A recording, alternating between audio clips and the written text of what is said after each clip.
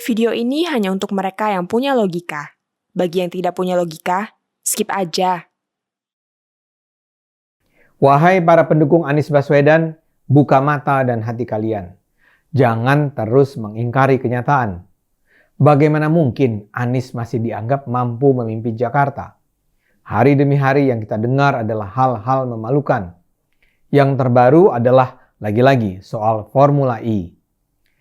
Penyelenggaraan ajang balap mobil listrik ini akan berlangsung awal Juni nanti. Jadi waktu tinggal kurang dari 5 bulan lagi. Lokasi sirkuit sudah ditentukan di Ancol. Tapi sampai sekarang, seperti ditunjukkan Giring PSI, kondisi sirkuitnya masih berantakan. Banyak bagian sirkuit yang masih berupa tanah lumpur. Sekarang yang terjadi bahkan lebih parah. Kontraktor yang harus mengerjakan pembangunan pun belum ada.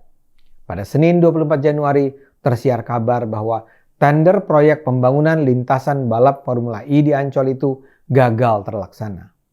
Bayangkan, bukan saja pembangunan sirkuitnya belum dimulai, tender pembangunannya pun gagal.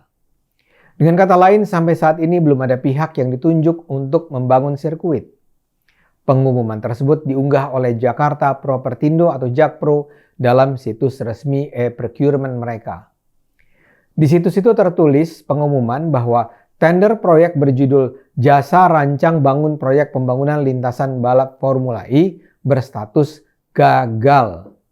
Lucunya, ketika Direktur Jakpro yang juga bertindak sebagai Managing Director Formula E Gunung Kartiko ditanya wartawan soal status gagal itu, dia malah balik bertanya. Di situ tertulis apa? Para wartawan menjawab bahwa ada tulisan kata gagal di dekat tulisan tender proyek. Gunung dengan enteng menjawab, ya sudah. Ketika wartawan terus mengejar, Gunung menekankan, saya dilarang bicara, nanti saya dimarahin. Kondisi makin runyam ketika wartawan menghubungi Direktur Utama Jakpro Widi Amanasto. Dia malah membantah bahwa pembangunan sirkuit Formula E gagal. Widi mengatakan, bukan gagal, tapi tender ulang. Kepada wartawan, Widi menjelaskan ada hal teknis yang perlu diperbaiki. Perbaikan teknis ini menurutnya diperlukan agar proses lelang sirkuit Formula E ini sesuai dengan prinsip good corporate governance. Jadi bukan gagal tender ya, kata Widi menekankan. Hanya ada hal teknis yang mudah-mudahan cepat hasilnya. Widi juga menyarankan wartawan menghubungi Gunung Kartiko, yang sebenarnya sudah mengaku enggan bicara karena takut dimarahi. Penjelasan Widi jauh dari memuaskan. Kalau sebenarnya tender ulang, kenapa di situs resmi ada kata gagal? Tentu saja tidak ada jawaban dari Widi mirip gaya bosnya Anies Baswedan selama ini. Kita sebagai rakyat hanya bisa menduga-duga. Ada sejumlah alasan yang menyebabkan sebuah tender gagal. Yang paling sederhana adalah tidak ada kontraktor yang mengajukan rencana anggaran yang sesuai dengan yang sudah dipagukan. Nilai proyek itu sendiri adalah sekitar 50,1 miliar rupiah. Kemungkinan lain, tidak ada kontraktor yang mengikuti tender yang dianggap qualified untuk menjalankan proyek besar ini. Kemungkinan lain, tidak ada kontraktor yang sanggup membangun sirkuit bertaraf dunia kalau waktu yang disediakan begitu cepat. Tapi ada kemungkinan lain yang mungkin saja jadi penyebab kalau kita menduga dengan asas curiga. Pertama, tender gagal karena tidak ada satupun kontraktor yang bersedia memberikan komisi sesuai yang diminta Pemprov.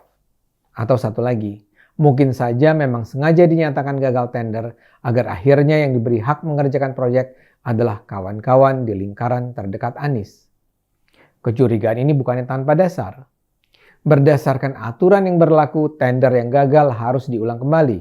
Dan jika tender ulang itu juga ikut gagal lagi, maka Pemprov DKI berhak untuk menunjuk langsung pihak kontraktor yang akan melaksanakan proyek.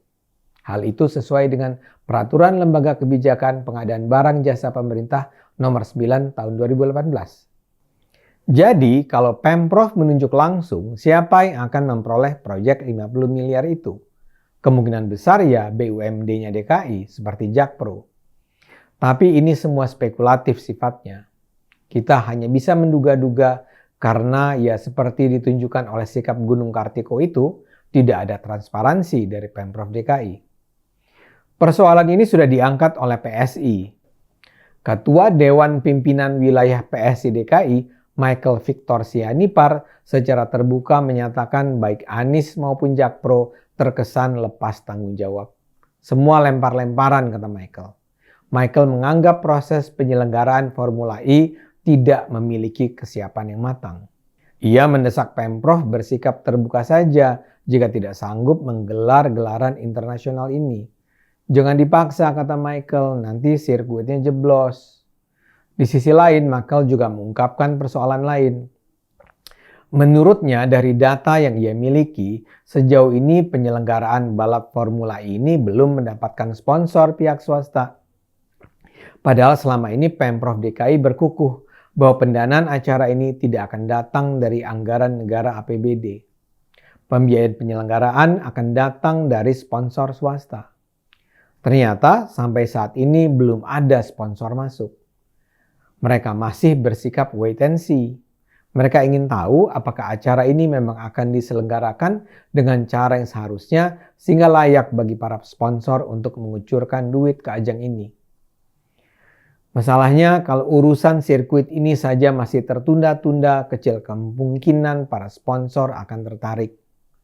Sejauh ini sponsor baru berjanji lisan, belum menandatangani kontrak tertulis. Kalau sponsor tidak jadi masuk, bisa dipertanyakan bagaimana pembiayaan akan dilakukan. Apalagi DPRD sudah menyatakan penyelenggaraan Formula E tidak boleh menggunakan APBD. Ini semua memang amburadul. Untuk menghindari kebingungan dan kecurigaan, Pemprov DKI harus segera menjawab. Pemprov DKI dan Jakpro tidak bisa dengan enteng menjawab, ya sudah. Tidak boleh ada pejabat Jakpro yang bilang, tidak boleh ngomong nanti dimarahin. Kenapa mesti ada yang marah? Yang diperlukan rakyat adalah kejelasan. Publik harus memperoleh informasi mengapa tender tersebut gagal. Apa penyebabnya? Harus ada transparansi dan akuntabilitas. Ini bukan proyek swasta, ini adalah proyek yang diselenggarakan dengan menggunakan uang rakyat ratusan miliar rupiah atau bahkan lebih dari 1 triliun rupiah. Waktu yang tersedia tinggal kurang dari 5 bulan. Berapa cepat tender ulang bisa dilakukan? Berapa cepat kontraktor bisa menuntaskan proyek dalam waktu yang tersisa? Akan adakah dana pembiayaannya? Anies harus menjawab. Tidak perlu diinterpelasi, tapi Anies harus menjawab. Mari terus gunakan akal sehat, karena hanya kalau kita gunakan akal sehat, Indonesia akan selamat.